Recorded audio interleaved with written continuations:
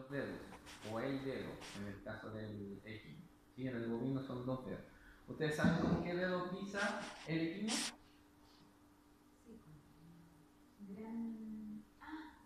El equino pisa con este dedo, con el dedo número 3. ¿Sí? Evolutivamente, el equino antes tuvo más dedos. Si ustedes miran en internet, los ancestros, el Melicus, el Hippoicus, eran equinos más pequeños, parecidos al tapir, pero que tenían más dedos. Y esto con el tiempo fueron involucionando y quedaron como más vestigiales o mucho más disminuidos en tamaño. ¿Sí?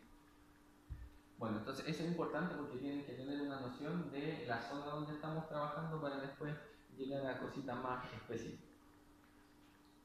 Esta cavidad glenoidea es la relación directa con lo que es el húmero. El húmero es un gran hueso.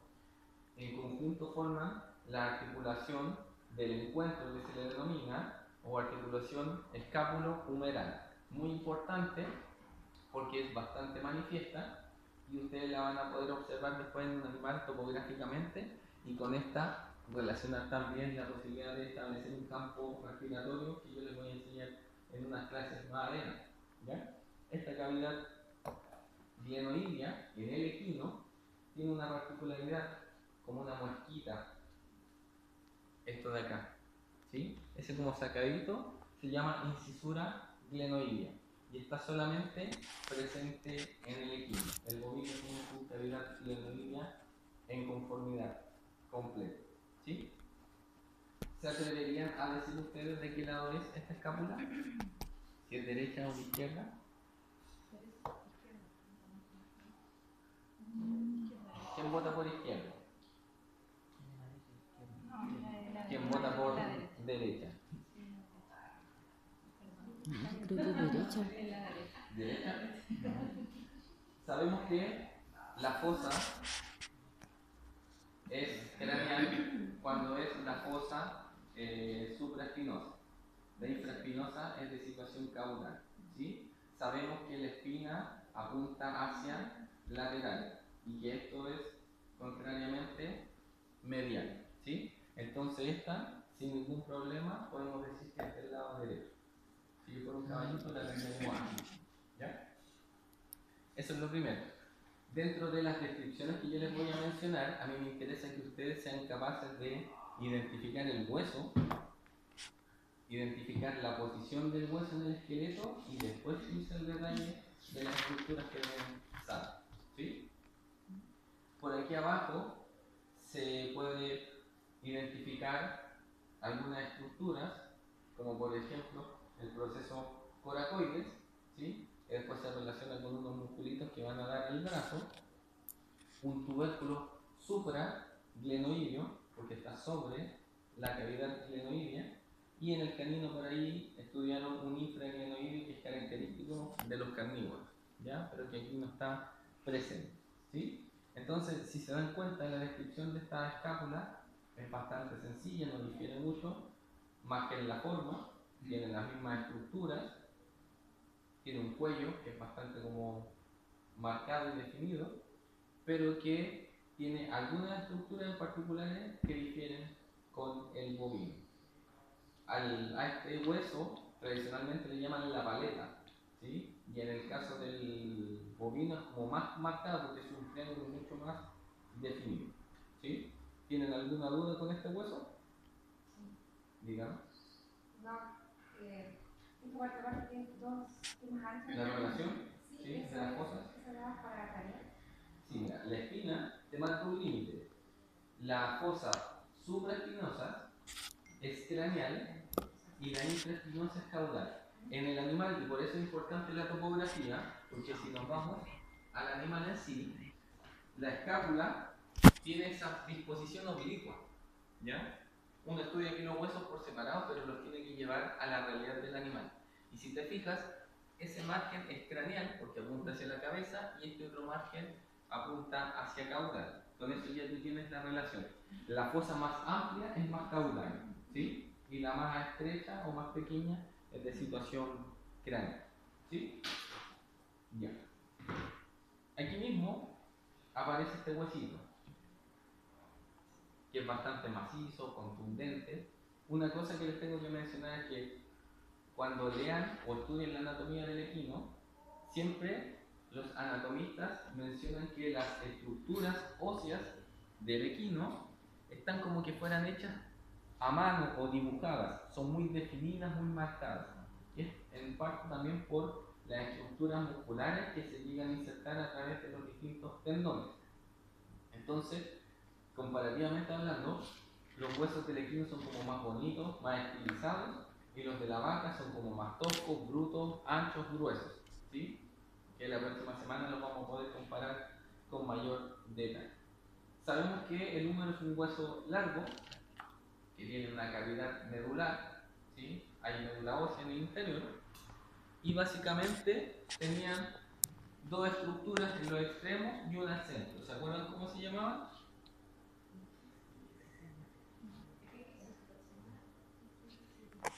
Esto es muy bien. Hablamos siempre de una epífisis proximal y una distal y una diáfisis. En este caso, esta es la epífisis proximal, diáfisis y la epífisis distal. ¿Sí? Los términos direccionales nos sirven para eso, para mencionar situaciones de espacio y distancia respecto al individuo. Se fijan que acá la escápula articula con la epífisis proximal del húmero. Antes de describir el húmero, a mí me interesa siempre que ustedes lo sitúen espacialmente. ¿Se acuerdan más o menos qué referencia podríamos utilizar para dar con ese objetivo? Ya la cabeza, ¿qué situación ocupa? Sí, pero si yo lo dejo en el aire, ¿para dónde está la cabeza del caballo, la cola del caballo? No, aquí no hay trocante. Ahí era masazo para la compañía. El trocante era el caballo.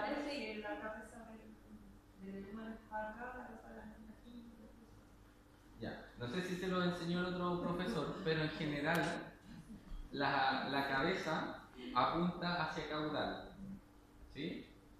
La tróclea apunta hacia craneal. Entonces yo sabiendo esos dos datos, sé que esto es caudal y esto es craneal. Ahora me falta determinar si es derecho o izquierdo, ¿sí? Ahora, hay una estructura que yo siempre se la enseño de la misma forma para que ustedes lo recuerden. ¿Cómo se llama esta parte en nosotros? Los hombros, ¿no es cierto? Ya. De hecho hay una articulación y todo eso. Nosotros acá tenemos un músculo. El hombre ahí probablemente lo conoce más. ¿La tercera deltoides, profesor? El deltoides es como una hombrera, ¿sí? Ya. El deltoides tiene una demarcación porque la tuberosidad deltoidea se proyecta hacia el lateral. Nuestro músculo deltoides se proyecta hacia el exterior y lo mismo hace esta estructura ósea. Entonces siempre esto, que es muy marcado, va a apuntar hacia lateral. Si yo sé que la cabeza apunta hacia caudal, la tróclea hacia craneal y la tuberosidad deltoidea hacia lateral, yo puedo decir que esto es del lado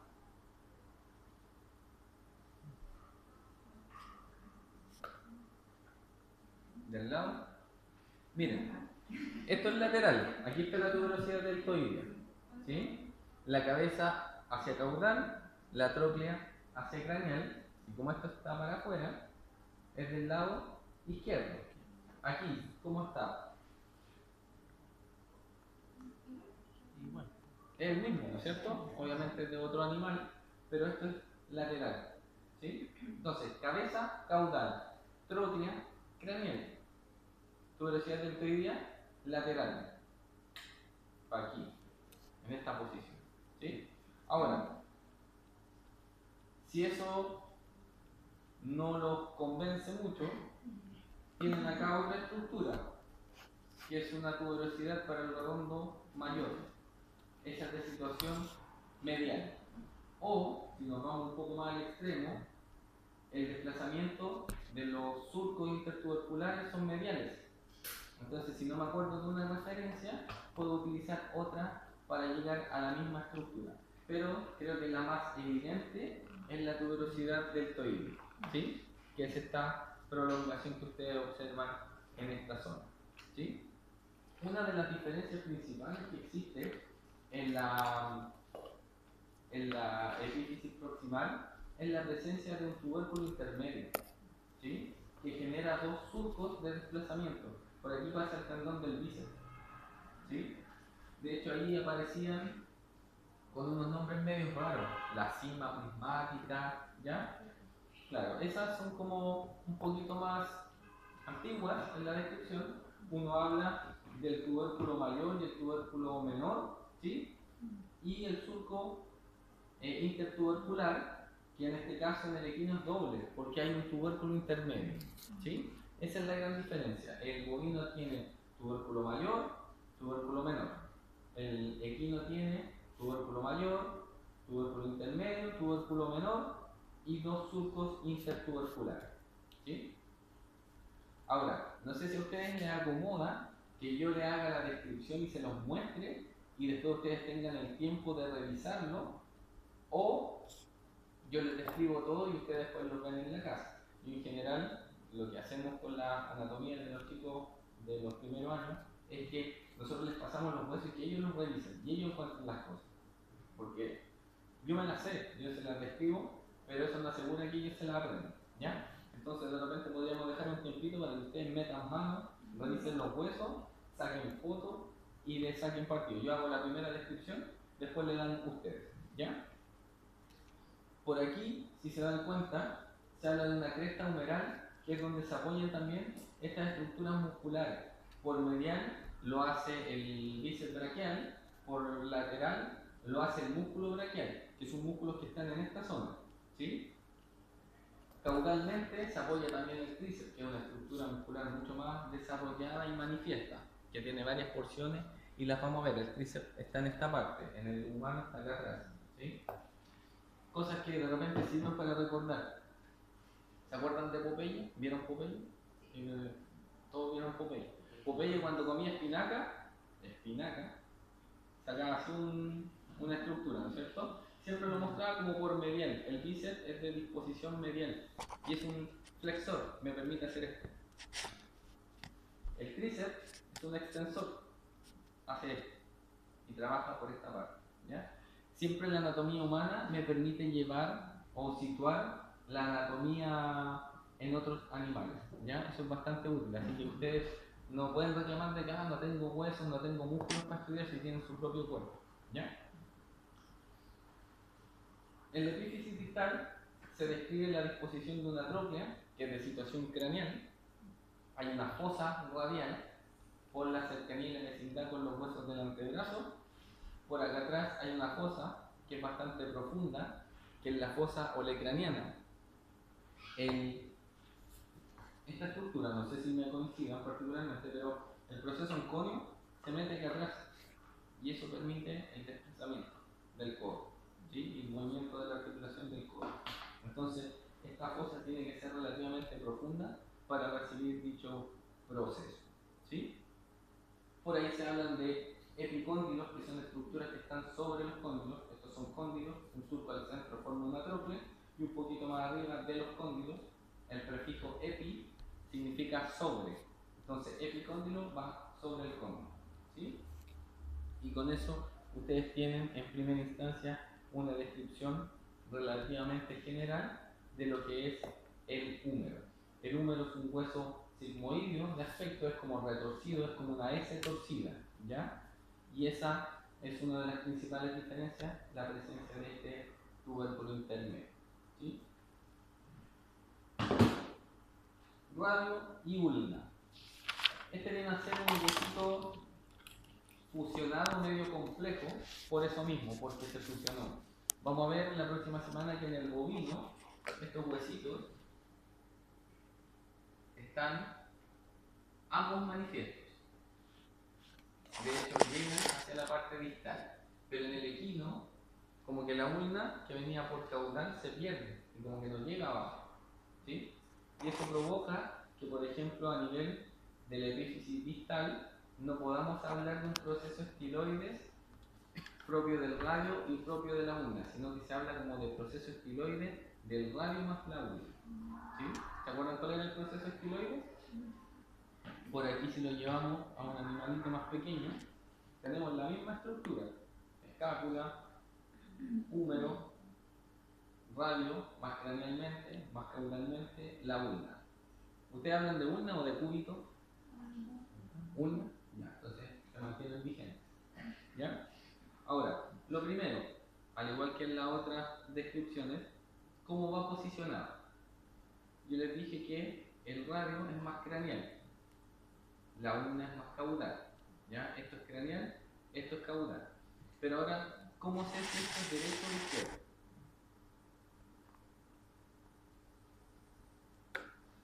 ¿Tienen alguna idea?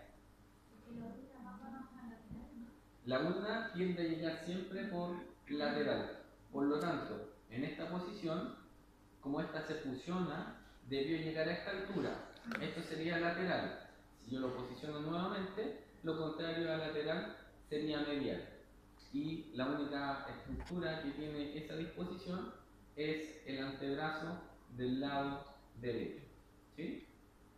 ¿Entienden más o menos cómo identificar el lado del hueso antes de describirlo?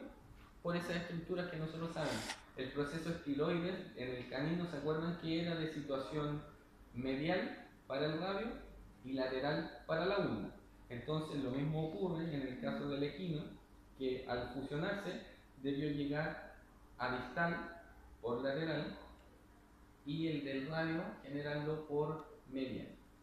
Aquí se habla de proceso estiloides, pero es un proceso estiloide de un radio más una ulna fusionada. En el bovino llega su ulna normal hasta abajo y el radio hace lo suyo por el lado perfecto. ¿Sí? ¿Se entiende? Ahora, si tienen dudas, recurrimos a un tips que también es útil, y es esto de acá. Ubican esas dos estructuras, esa y esa. ¿Se acuerdan cómo se llaman? Procesos coronoides. Proceso coronoideo, medial y lateral. Siempre el de situación medial es más manifiesto. Por lo tanto, yo mirando el medial puedo atribuir el lado de la estructura ósea que corresponde. ¿Ya? Y el coronoideo lateral es un poquito más, es menos desarrollado. En el canino es muy marcada la diferencia, por eso es más fácil dar con el del canino rápidamente. Ahora, ¿se acuerdan cómo se llama esto? Que es típico que de repente uno se pega. Sí, hablamos de la tuberosidad olecraniana o el tubérculo olecraniano. La verdad es que a mí no me gusta pelear por los conceptos, pero los libros a veces esto te lo mencionan como un tubérculo y otros como una tuberosidad. Mientras no esté la decisión 100% acabada, para ustedes la descripción puede ser cualquiera de los dos. ¿Sí? Ahora, si me dicen que esto es el proceso onconio, ahí se perdieron. ¿Ya? Porque lo mismo pasa a nivel de la cadera, con la tuberosidad isquiática. Algunos textos hablan del tubérculo y otros de la tuberosidad. Entonces, si ellos no están claros, ¿por qué vamos a pelear con ustedes por eso? ¿Ya? Y a veces es como importante que haya una pequeña depresión en ese tubérculo o tuberosidad. Es como que un dedo grande deja una huella. En el perro es muy notorio, en el equino no es tan notorio porque no hay dedos tan grandes, pero esa como depresión apunta hacia medial y la parte que no tiene la depresión apunta hacia lateral. Entonces eso también nos permite orientarnos respecto al hueso. Si están medios perdidos, también el radio es medio curvo, no son huesos rectos, y esa disposición es como una especie de puente colgante, ¿sí? Que está invertido. Por lo tanto, el radio siempre va a tener esa disposición. Y como ustedes la corroboran, porque si apoyan el radio sobre una mesa, las epífisis deberían entrar en contacto porque la diáfisis no entra en contacto con la superficie. Si lo invierten por craneal, lo que va a entrar en contacto es la diáfisis y no las epífisis. ¿ya? Entonces esa curvatura natural que tiene el antebrazo está dada por la disposición del radio. Ojo que hay, pero ¿han visto estos perritos que son condrodistróficos? Los bulldog y derivados. Bueno, ellos tienen los brazos súper curvos y eso dificulta muchos manejos, como por ejemplo encontrar la vena cefálica y canular. El que canule una vena en un hush puppy o en un ¿cómo se llama? En un braquicefálico, es bueno para colocar vías, porque son vasos totalmente curvos y erráticos en la anatomía normal. ¿Sí? Por ahí se describen algunas tuberosidades, la tuberosidad radial y la tuberosidad lateral. ¿Sí?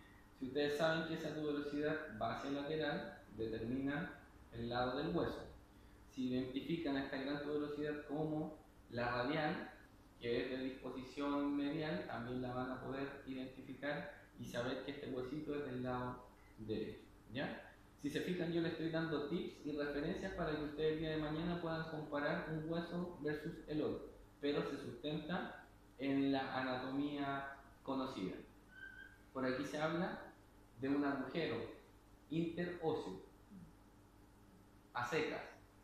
En el bovino existe un espacio interóseo proximal y distal, porque el hueso es más largo, la uña, y por lo tanto da la posibilidad de haber dos agujeritos en dicha zona. ¿Sí? En el equino se llama espacio interóseo y en el bovino es interóseo proximal y distal respectivamente. Estamos entrando a tierra derecha. El 90% de las patologías del deporte ocurren en el miembro anterior del carpo hacia abajo. ¿Sí? Eso no quiere decir que no ocurran lesiones en esta zona, pero la mayoría de las patologías están acá. Si ustedes saben o han escuchado, el 60% del peso del animal está cargado en el miembro torácico, el otro 40% en el miembro pélvico. Y lo mismo ocurre a nivel del tarso, hacia abajo o hacia distal, vamos a tener el mayor porcentaje de lesiones. ¿Sí? Esto que parece un cubo Rubik o un armable es el carpo.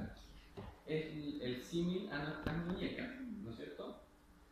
¿Se acuerdan cómo se conformaba un carpo estructuralmente? Desde lo más básico, habían dos filas. ¿Sí? La primera se llama fila proximal y hay una fila distal.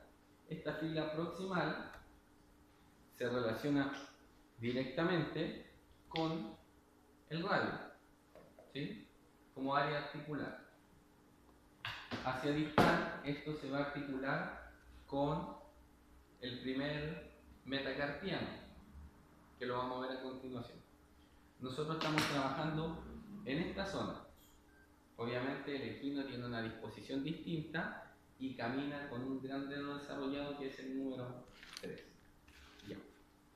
Entonces, entendiéndose eso, ¿se acuerdan cómo se llamaban los huesos que conformaban la fila proximal?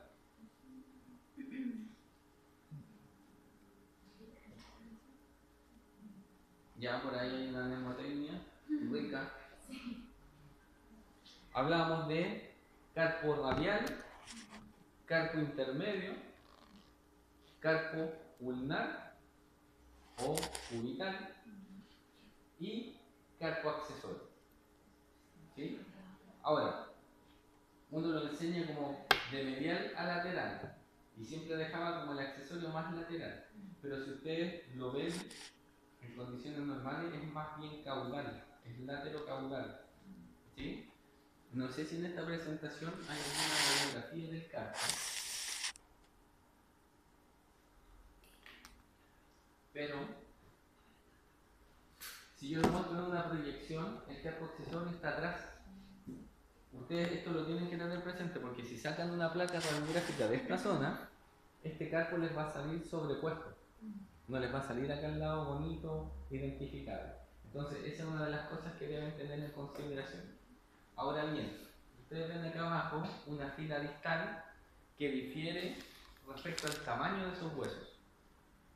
el más grande que observan ahí y más alargado viene siendo el carpo numérico número 3. ¿Y por qué creen que es el número 3? Porque articula con el metacarpiano que es más desarrollado, que es el 3. Entonces, como en congruencia, ese es el carpo desarrollado. Ahora, hacia el lateral debemos tener un carpo numérico número 4 y hacia medial tenemos la presencia de un carpo número 2. En algunos textos y en algunos libros ustedes van a ver que existe un carpo número 1, pero que en el equino es poco frecuente o no constante. Entonces, en la mayoría de los casos van a solo observar el 2, el 3 y el 4. ¿Sí? Y eso concluye la fila distal. ¿Qué pasa con el bovino? Me devuelvo un poquito, igual lo vamos a ver la próxima semana. El bovino, a diferencia del equino, pisa con estos dedos, con el 3 y el 4. ¿Sí? Entonces, anatómicamente fusionó la evolución el dedo 2 con el 3 para generar un dedo mayor y el 4 por separado. Entonces el bovino pisa con esos dedos y son congruentes respecto a la disposición. Hacia arriba no hay grandes diferencias respecto a los nombres o estructuras. Lo único sí que podríamos mencionar, que es distinto y diferencial, es que en el carpo accesorio del equino existe una cara que articula con el carpo ulnar, pero a la vez existe una cara en dicho carpo para articular con este huesito que venía más arriba, que es el radio. ¿Sí? En el bovino no existe esa diferencia a nivel del carpo accesorio. Lo otro que al carpo accesorio del equino se le describe como globoso, porque es como amplio, anchito. ¿Sí? En el bovino es más estrecho y es como más tosco. ¿Sí? Son como las diferencias visuales en primera instancia que uno puede determinar de estos huesitos, pero en general, ya por la fila distal y por la disposición, yo puedo entender si es equino o bovino. La próxima semana los vamos a tener los dos puntitos y se van a dar cuenta de las diferencias. ¿Qué pasa acá? Aquí tenemos lo que se habla comúnmente en medicina equina, que hablamos del dígito del caballo, la parte digital o del dedo del caballo. ¿Ya? Aquí vamos a hacer algunas relaciones con los propios dedos suyos, pero hablamos de un dedo metacarpiano 3 muy desarrollado con dos dedos poco desarrollados que son respectivamente el metacarpiano 2 y 3, ¿sí? Y que en el caso del bovino existe un rudimento de uno que es el número 5, que eso también lo vamos a ver.